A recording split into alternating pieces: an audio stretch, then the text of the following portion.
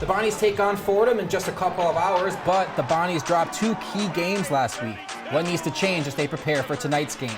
Later, we sit down with Marcus Green, hear from the Bonnies great about his successful career and, of course, his long shorts. Bonnies women have won 4 of the last 5. Can they keep up their winning ways? And as always, we give our final predictions for tonight's game. This is BBN.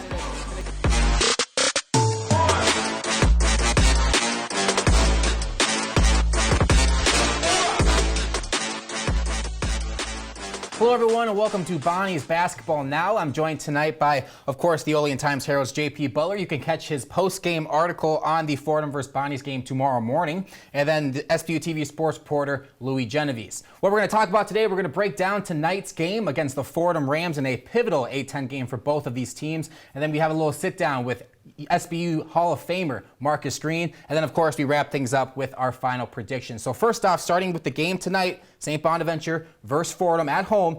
Let's talk a little bit about the key players for St. Bonaventure. Obviously, they've dropped a couple of games in a row now. This is a must-win game for them. Louis, who needs to step up on St. Bonaventure to be able to get that win? Well, definitely one of the players I feel like definitely needs to step up is Osun Osunniyi. You know, a few weeks ago we were talking about how he has the potential to break the Bonnies' all-time block record. And, you know, he was on track to do that, accumulating a 3.0 average in the first 11 games of the season. But the last 8, that number dropped by half, and 2.5. And, you know, he's only been able to get like 3 blocks in the past 3 games. You know, this game against Fordham is especially big because this is his chance to really step up, play better defense around the rim, and really play like the A-10 Defensive Player of the Year he was last season. Yeah, for Fordham, 2 guys that stick out to me. One is this Darius Kisenberry, the Youngstown State transfer. He's given this team an immediate credibility that they haven't had in a long time. He's averaging 18 a game. He's actually number 2 in A-10 play and scoring at over 19 a game. He's a legit A-10 player. And then the other guy is this Juba Owens, the big guy who's been around forever, 6 years now. He's had a couple injury years. But he's a guy that people always thought could be a very good big man. It looks like he's finally realizing that potential with a new coach in Kyle Neptune. He's averaging a double-double, 14 and 11, the only guy in the league doing that. He leads the league in rebounding. It'd be a big test for Osun, the way we just talked about. But those are the 2 guys that are making Fordham, better than they have been. That matchup down low, definitely the subline. But the headline, St. Bonaventure Fordham, it's a must-win game for St. Bonaventure now at 500 in the A-10 conference, coming in with as obviously the A-10 favorite. So what does St. Bonaventure need to do in order to win this game? I mean, the main thing, you just have to assert yourself at home against a team that's lower than you in the standings. And I realize that Fordham is much improved from previous years, but it's still a team that you just have to beat at home. We talked about the Osun Owens matchup. Another thing, just getting off to a better start. Some of the things that they haven't, been able to do in past games. The 3-point line, both offensively and defensively. They're not shooting it that well, not defending it. They need to have a better game in both those regards too. And then Louis, Fordham trying to play spoiler to St. Bonaventure in this must-win game for them. What can they do in order to do that? Definitely attack the rim aggressively like Richmond did against them. The Bonnies definitely looked like they didn't know how to play box and defense. And they had, once again, a struggle that I feel like has been a problem for them all season. They were letting guys out in the open, getting easy 3-point shots. And, the Bonnies are going up against Kyle Rose, who's accumulated a 36.1 3-point percentage. And, this is a guy the Bonnies don't want to leave open. So, attack the rim, overwhelm the Bonnies, and get open to make those easy threes. Definitely going to be a big game for St. Bonaventure. Now let's transition into a new segment that we've been doing here at Bonnies Basketball Now. One word, something to summarize either the season or the past week in St. Bonaventure basketball. Louis, we'll start with you. Definitely, my key word of this is turnovers. The Bonnies have been dealing with some of their worst turnovers all season last week, especially against Richmond. They were allowing easy steals where the ball was falling out of their hands. There were times where they were legit just throwing the ball out of bounds, which probably was from the results of some miscommunications of where players were supposed to be at the right time. Key moments. And in key moments. And this just led to many teams taking advantage of their these miscommunications and getting the points to really shot down their confidence. Yeah, for me, I hate to say it's the word that people have used to describe the season as a whole, unfortunately, but just disappointing. I mean, you had an opportunity, after dropping that home game to a really good Davidson, to sort of offset that, get it back a little bit by going in and getting a nice road win over a pretty good Richmond team, a team that this core group of seniors had not lost to. They're 3-0 going in, and then to just kind of be outplayed, to kind of be beaten at your own game a little bit. They're out-rebounded. They don't get to the free throw line. They don't finish. They let another guy go off for a career high. It's just tough. It's disappointing to go 0-2 in a week that was really needed to start going back in the right direction. They don't do that. And my word is, I think all over social media, all over any feed that you want to go see, everybody's talking about it's bench. Obviously, St. Bonaventure, it's outstanding statistics that I'm about to read off. They have 3 different players in the top 10 in the entire country in minutes played. Jaron Holmes, 2nd in the entire country. Kyle Lofton is 4th in the entire country, and Welch is 15th. Attaway comes in at 10th. It's just unbelievable that the 4 different starters on this team are in the top 15 in the entire country in minutes played. Have you ever seen a team be as successful when they're playing these guys? In the A-10 play, those 4 guys get an average of 1 minute of rest per game. Yeah, I mean, statistically, we haven't seen anything like it from a bench standpoint. Is it exactly the reason that they're struggling the way they are? That's a big point of debate, certainly on social media.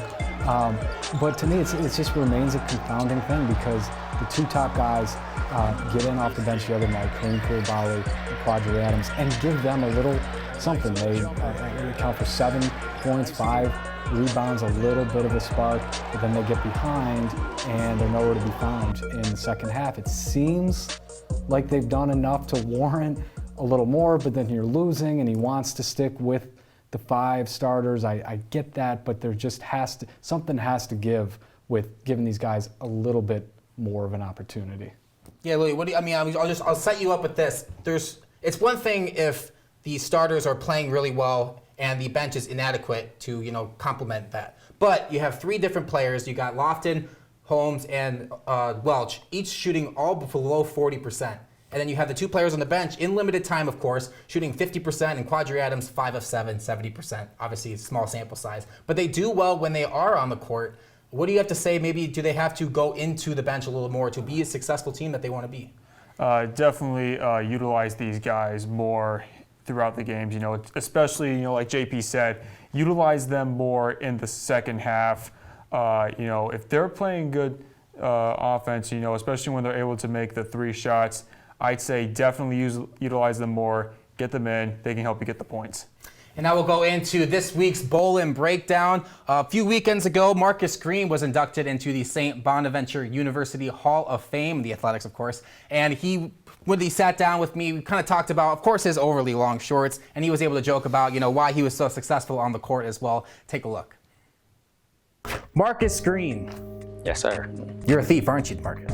Yeah, I like to steal the basketball. Bonnie's all-time leader in steal. What made it so easy just to pick people's pockets? I'm already low to the ground.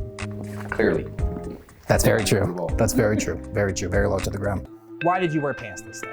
I don't know. Tell us the story. I know there's a story behind it. Tell us the story. Why this picture exists. This is the thing. My shorts, they were not my original shorts. I had blood on my shorts.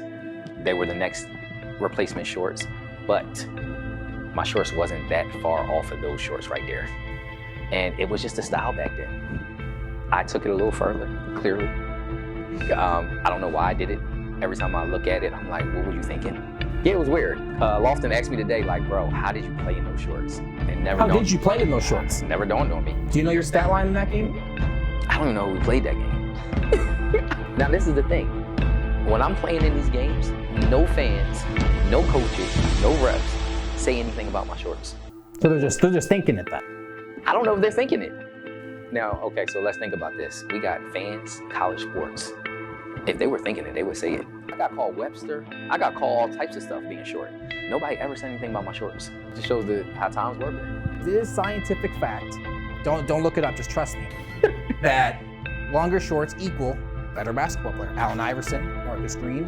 So tell me what that correlation, is there a correlation? Do these shorts, or a little bit higher on a normal day, did they make you better at basketball? I think they did, and I'm gonna tell you why. I hate to be cold, so it was long socks and the long shorts because I didn't want to be cold. Up next in 3 minutes, we discuss the men's and women's A10 standings, and later in 12 minutes, we'll give our final predictions for tonight's game.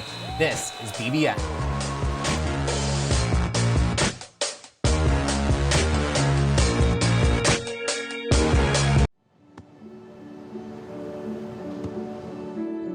I don't remember how it started. Go to that. Our back and forth. It always came back. Dad! You probably don't remember what you told me, That was perfect. but I heard every word.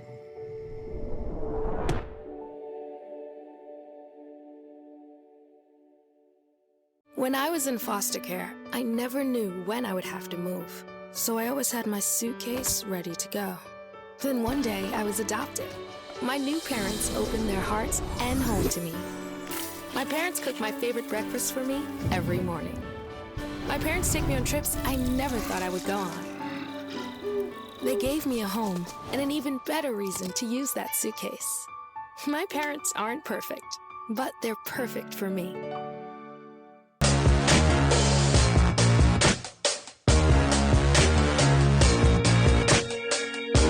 Welcome back to BBN. It's time for everybody's favorite segment, even better than the Bowl and Breakdown. I'll give it to you, JP. It's time for JP's story time. JP, what do you got for us this week? So, picture it, Bronx, New York, February 23rd, 2012. That's my little shout out to the Golden Girls right there. Bona's playing at Fordham. I'm there at Rose Hill Gym. It's late in the first half. Two Fordham players go up at the same time, if I'm remembering correctly, for a putback dunk. They're both pulling on either side of the rim, bend the rim, and cause a 52-minute delay to not just replace the rim, but replace the entire basket, the entire thing. They roll it out, they bring a new one in. That's not good when you're on deadline, JP. And I was furious the whole time because I just know I have no chance at this point. That's a very surprising delay of game. It was one of the more interesting things I've seen happen actually during a game, where now we're just waiting and see. There was talk that maybe they would even postpone and pick it up the next day. So now I'm thinking, am I staying in the That never Bronx happens. tonight, coming back tomorrow? They get it figured out. They finish the game. Bona behind Andrew Nicholson, the player of the year that year, takes care of business. That's something that Bona is going to have to do again in this one. And we've seen there have been examples, also speaking of Fordham, of where Bona hasn't done that. In 2013, the following year, Fordham comes in the regular season finale. Bona needed it just to make the A10 tournament. That's when not every team made it. Only 12 out of 14 made it. They lose that game at home. This is another needed kind of game with Fordham coming in. And so, again, like that 12 there team, any, you just problems have with to that game? take care of business in this one. Were there No any problems with that problems the following year. The Bonnies will hope that there's no problems tonight when they take on Fordham in another must-win game, so we're going to hope for a different result this time, of course. Taking a look at the A10 men's standings as they sit right now, Richmond did just beat George Mason last night, so that was a big game for St. Bonaventure. They're now tied for 6th in the A10 standings with Mason. Obviously, Mason holds the advantage when they beat them, obviously, earlier in the season. But you take a look at St. Bonaventure, they have that 2-game losing streak, and they'll be going up against Fordham, who's just a couple of games behind them, so this is truly a must-win. And then, of course, St. Louis on a 5-game win streak. They're 2nd in the A10 right now at overall 16-6 and 7-2 in the A10. That's going to be a big weekend slate for St. Bonaventure. Yeah, back-to-back games, too. And with St. Louis, it's not just that it's a game you at least have to win or split with them. If you're going to make a run at still getting that double bye, because they're going to be a team that's also right there in that 2-3-4 range. But it's another prove-it type of game. St. Louis is a very good team. Bona was and is, supposed to be a very good team. And if you are going to get back to being that squad, being that team we saw in Charleston, St. Louis is the type of team that you have to be to get there. Be really big games for St. Bonaventure over the weekend. Taking a look at the A10 women's standings as they sit right now, St. Bonaventure's women have won 4 of the last 5 in the A10, one of their best stretches in Jesse Fleming's tenure here at St. Bonaventure. Of course, they are going to be going up against UMass, who are 5th currently in the A10. So, Louis, that's going to be a big game between the two of them tomorrow night. Yeah, this is definitely going to be a big game. You know, the women's team has definitely surprised. You know, we're still talking about their surprise start even before conference play.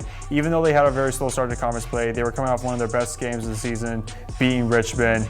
You know, now they got the game against the UMass. And, you know, this is definitely a must-win for the Bonnies, you know, to prove that they are up and coming, especially with Diskowski. And taking a look, of course, at the upcoming Bonnies games in general. They got Fordham tonight, St. Louis over the weekend slate. Taking a look around the A-10 at the A-10 scoreboard, Duquesne at Dayton. Dayton has historically dominated that series, 24-10 all time, and they beat them by 20 on the road earlier this year. Obviously, we know St. Bonaventure's lost to Dayton. Dayton is a very solid team in the A-10 conference, so they should be able to take care of business there. Then Rhode Island at VCU. They had a tight game first time around. It's going to be a big game for VCU to try to advance in the A-10 standings and keep that spot that they have right now. Next, in 1 minute, we dive into the current state of the women's team, and in 3 minutes, we finally will make our picks for tonight's game. Is someone going to finally pick against St. Bonaventure in a must-win game? I don't know, but we will find out when we return. You're watching BBN.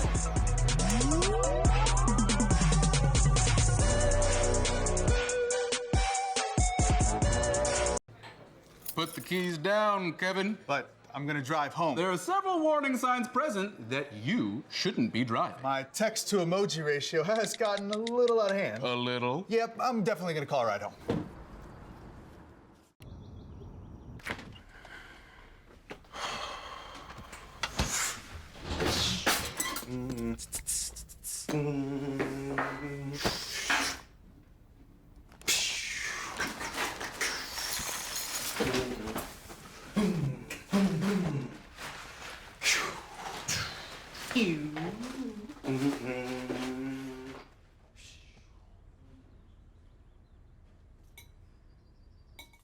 You know, the three-point line and defending the three-point line. I thought we did a better job against Richmond in both areas, and it's something that we got to continue to get better at. And like I always say, in all facets of the game, we're not there yet. And I don't think any team is there yet.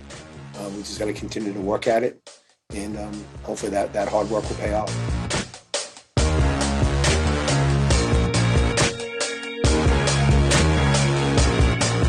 Welcome back to BBN. Let's talk a little bit about the success that the women's team has had over the past week and a half. Obviously, 4 of their last 5. Asia Johnson, JP, has been on an absolute tear, maybe making a case for A-10 Player of the Year. 20 points or more in 8 straight games, first Bonner player since 97, 98 to do that. The fact that they're actually getting other players to legitimately stepped up the way Louis said with Tori Harris and Maddie Zagowski, playing like true complementary parts, finishing games the way they weren't able to before. Asia Johnson, every time from what I've seen that they need a big bucket, she goes down and gets it for them. Yeah, Maddie Zagowski. She had probably one of the best games of her entire career. I could definitely see her, along with Kiana Johnson, becoming one of the best players on this women's team even after Asia leaves. As Mark Schmidt, the men's coach, always says, you learn to win by winning. Says that all the time. He's been saying it for a decade. Bonner women are starting to find that out. They struggled to, when they had some talent, they'd struggle to close out games. Now they're starting to do that, and the more they do it, the more confidence, and you learn that, hey, you know what, we can pull these games out in the end. They're down 22-9 to Richmond and didn't let it faze them. What I think is even more impressive is, Yaya Lopes, she had a stretch in this season, maybe not these past few games, but before that, where she was playing really well. She kind of slows down a little bit, has her impact on the defensive end still, but maybe not in the scoring output. They need someone to step up. Last few years, they have not been able to get that. This year, they're getting that. They're getting that from Tori Harris, and she'll go into the fourth quarter maybe with 6 or 7 points, and then she'll end up with 15, 16 with big fourth quarters, just like Asia Johnson does. Fourth quarter is her quarter. And their goal at this point has to be to go into the A-10 tournament with a single-digit number next to their name. That's exactly what they want to be able to do. Obviously, 4 of their last 5, they'll play UMass tomorrow. And then George Washington on Saturday. They're 1-21 at GW all time, but I have a feeling that they'll be able to get it done this time around with the success that they have been on. Now it's time for what we always do every week, giving our final predictions for tonight's game against the Fordham Rams. St. Bonaventure is playing at home. I'm sure heavily favored. JP, we'll start with you. St. Bonaventure versus Fordham. And we'd said if we're making predictions for this weekend, maybe it does go a little differently. But no, the fact that, again, you're playing at home, your back now truly is against the wall coming off 2 straight losses. You're playing a team that's lower ranked than you, that you are more talented than. You do have to assert yourself and win this game. And you know what? Why not go out and win one convincingly here? They need to do it. I don't know, how exactly that'll go, but I'm going to give them a double-digit win here and say 72-61. I think definitely, being home is definitely going to help out with that. They definitely have to have better communication, better shooting, better play around the rim. And, I can definitely see the Bonnies being able to pull out this one 75-60. I would love St. Bonaventure to be able to finally pull out that double-digit blowout win. They have won, of course, against Marquette earlier in the year at Charleston, and then they did beat VCU by 20, which I think is just outstanding when you think about the state that the team is at right now. I just think Fordham, they played, Dayton tough. They played a lot of these good teams in the A-10 tough. I think it's going to be another one of those tough games. St. Bonaventure might even be losing at halftime, be another one of those, here we go again. I think they will come out with a victory, though, because they are at home, 68-61. It's a must-win game for them. They got to get it. Absolutely. Yep, no problem. We will be live doing a BBN episode from the Riley Center on Tuesday, 5 p.m. Eastern on your Facebook, Twitter, and YouTube. It will be the show that you're used to, plus some surprises you have not seen yet, and maybe a surprise guest or two as well. We have some things in the works. We'll get to know a little bit more about it in the next couple of weeks, but put it right now on your calendars. BBN live from the Riley Center before the Rhode Island game at 5 p.m. February 22nd. Do not miss it. And follow us on our social media platforms to see all of the BBN content we roll out during the week. Miss tonight's game? Check our pages for score updates and more, plus everything from SBU TV Sports as well. SBU TV Sports is on Instagram, Twitter, Facebook, and YouTube. Well, guys, that's all the time we have today. JP Butler from the Olean Times-Herald, thank you once again. And SBU TV Sports reporter Louis Genovese. Don't forget to look for JP Butler's post-game article after the hopeful Fordham win in this must-win game for the Bonnies. That's all the time we have for today. Thank you for joining us. We'll see you next week. One of the best